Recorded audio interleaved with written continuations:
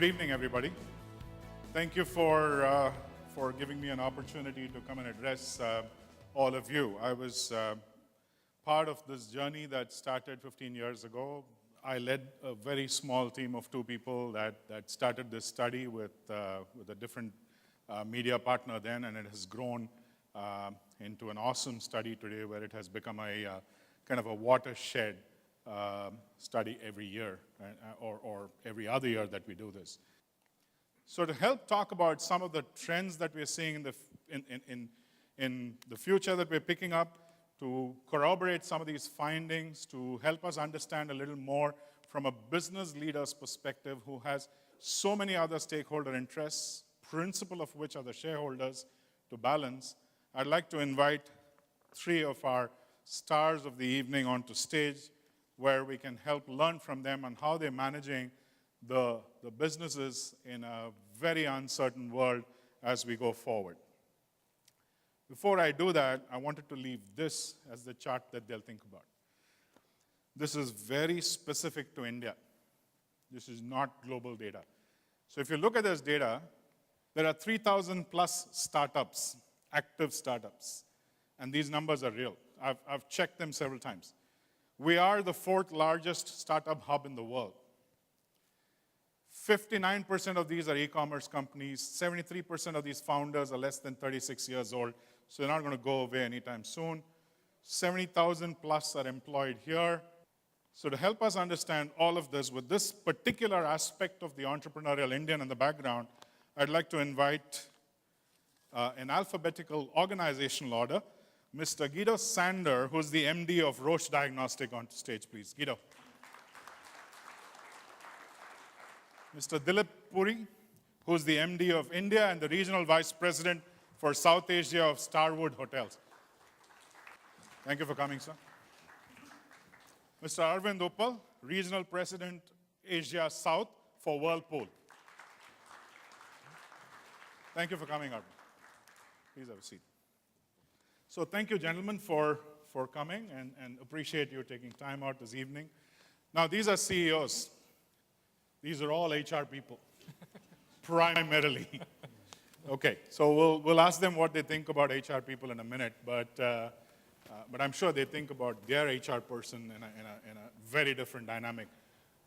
Perhaps I can start with you, Guido. Would you like to talk a little bit, just to give us all a color context about Roche Diagnostics, in particular on what makes you unique, both for your customers as well as for your employees? Right, good, yeah. Maybe I use the opportunity to talk a little bit about the healthcare and the diagnostic sector. What we saw over the last years, over the past decade, it's really a growth sector, and in specifically the diagnostics business that we're operating in. So independent of the volatility of the macroeconomic situation in India, it has been steadily growing at a double-digit rate, and it has become quite attractive, and it has generated a lot of interest from various stakeholders. The sector itself is a combination of a fantastic business opportunity and on the other hand, a really rewarding, passionate sector to operate in. What makes us different? We're still young in India. We're about 13 years in India. We grew from 11 people to, in the meantime, around 750 people. There is a whole international organization behind the local organization with a commitment to make the emerging market India successful. Mm-hmm. There's a lot of focus on the development of leadership, on talent, of the right mix and diversity of people, and really delivering a unique customer experience. Excellent. I will come back. There are a couple of interesting points that you made on volatility and also on making a difference to people's lives, okay, which I think is a great reason why I would get up and go to work. So thank you for that. From a Starwood Hotels perspective, could you comment a little bit about the industry overall on where it's going in India and what's the current situation, as well as what sets Starwood apart from everybody else that you compete with out there? Okay. So we're a hotel management company, as you probably know. We've been in India for about 40 years, actually. Yeah. It's been an interesting journey, but more importantly, I think It's allowed us the opportunity to play, in many ways, a pioneering role in how the industry looks at itself. India is unique in the sense that it's one of the rare countries in the world, in the emerging markets, where there are strong domestic players. So the Oberois, the Taj, IDC, Leela, these are established, well-known, reputed luxury brands in India. And so we're competing not just with other international brands, but as importantly with the well-known domestic brands. But what we've seen is the ability to glocalize, if you like, where we've been able to bring in all the things which make our brands powerful around the world and then kind of adapt them for the Indian environment. And I think our principal success has been in adapting, learning, and understanding the Indian market critically. Thanks for that great introduction, Dilip. Arvind, Whirlpool, super turnaround story, amazing climb back from a shareholder perspective. You're like the darling of many shareholders. Clearly, there are several things that make you unique right now. So as an employer, as well as a business and a brand, what's happening in your industry and in your company? My slogan to the company, and I think it's our slogan, is that winning teams can make miracles happen. Okay. Now, the question, and maybe we can discuss that at length, and I can talk about it all day, is if it's so easy, if everyone knows that it's about a winning team, then let's have a winning team. But making a winning team is not that easy. And I think the first, and this is my learned experience, so it is not, I'm not trying to read out of some book or something. My learned experience is the first and single most important thing for a winning team is transparency. And transparency is a top-down issue. Mm-hmm. It is not a bottom-up issue. So the leader has to set a transparent note. If you're transparent and your direct reports are transparent and so down the ladder, then the whole organization starts to believe, whether it's good or bad, if you're losing or winning doesn't matter, as long as we can communicate freely on this thing. When you have transparency, it creates trust. And trust is about friends. I don't go to office to work. I go to office to meet some friends, and during the course of the day, we discuss many problems. We enjoy problem solving, and that's what we do. And then we switch off lights and go home. And then the results come. And after trust comes teamwork, and then that's winning team. So Very good. that's basics. Well, thanks for that.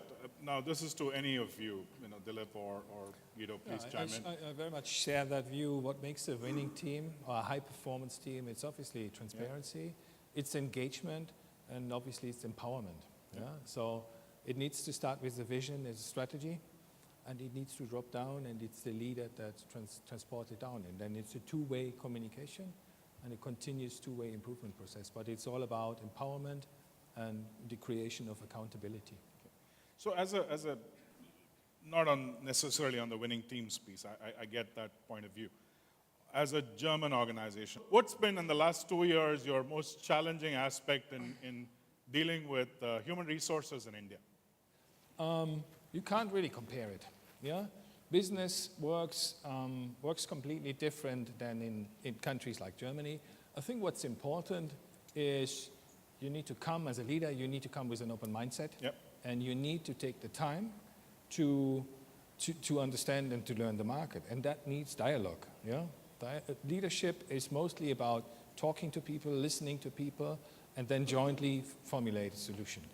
You've got so many different brands, right? So the customer, over a period of time, as they keep visiting your properties and staying in them and enjoying them, they understand the nuances between Sheraton and something else, right? How do you get the employees to get aligned to that brand experience? So if you could divide it into what are the things that you want to hold as common across all brands, and what would you nuance as far as your employment practices are concerned? Right. So the quick answer to that is that our essential service culture permeates through our brands. Okay. So that's not different by brands. Depending on the brand you're working for, clearly you're trained to have an understanding of the standards of the brand, the values of the brand, what we're communicating to the customers. But the fundamental culture of service does not differ between brands. So you could be working for a 4 Points by Sheraton, which is a 4-star brand. You could be working for a St. Regis, which is a luxury brand. And we transfer people between brands. We transfer general managers between brands. As much of technology replacing human interface as possible. What do you all think your employees are thinking about this? How do you think this makes them feel in terms of, am I really required over the next 3 to 5 years? Is this the place where I can grow, or is this going to have more and more technology replacing me? The concept of loyalty is somewhere lost with the new generation of associates, the millennials, if you like. They'll probably work for a company for 2 years versus 5 to 7 years. We've got to be realistic towards that. The idea is that you make their job so much fun that it creates the longevity you need. And when you give them the opportunity to work with technology, it's always more fun. Okay. Because they're born with a sense that. of technology Right. different to what we were. How does it play into particularly your greater order purpose that you've created, which is come to work and save a few lives or you know, make a difference to lives? You know, that's a serious ask. How are we blending technology and employee? Yeah, if I combine that with the Yep. technology aspect, the way I look at it for the diagnostics business, technology is an enabler. Yeah? It makes our lives easier. And specifically, if you think about challenges like India, it's a huge country. Yeah? And it's a very difficult infrastructure. 20 to 25% of the population has, in general, only access to healthcare. So technology is an enabler for a purpose, and the purpose is to reach out to patients. Technology will never replace a direct patient Right. interaction, Right.